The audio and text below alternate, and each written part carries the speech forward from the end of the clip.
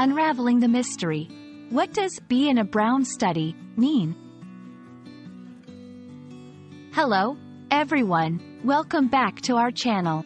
Today, we're diving into a fascinating English phrase that might have puzzled you: be in a brown study. This expression has a rich history and an interesting meaning, and by the end of this video, you'll not only understand what it means but also how to use it in conversation. So, let's get started and unravel this mystery together. The phrase, "be in a brown study," dates back to the 16th century. Interestingly, the word brown, in this context, doesn't refer to the color as we might expect.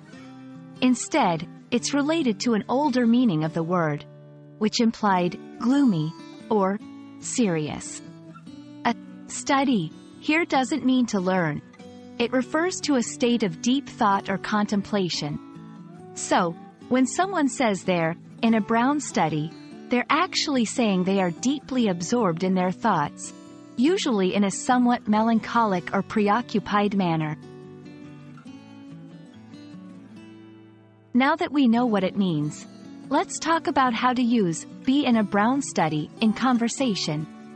This phrase is a bit archaic and literary, making it perfect for written stories or perhaps when you want to sound particularly poetic or reflective in your speech.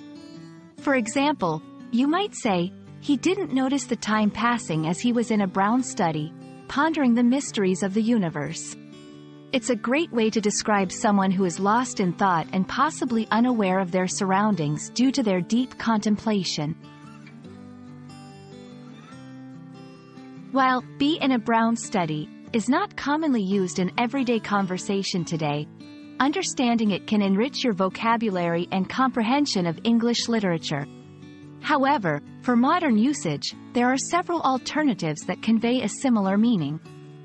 Phrases like "lost in thought," "daydreaming," or "in a daze" are more frequently used today and might be more easily understood in casual conversation. We hope this exploration of the phrase, "be in a brown study," has been enlightening. It's a wonderful example of how the English language is full of rich expressions that carry the weight of history and culture. Next time you come across this phrase in a book or feel the urge to use it yourself, you'll know exactly what it means and how to do so effectively. Thanks for watching, and we look forward to bringing you more fascinating insights into the English language. See you in the next video.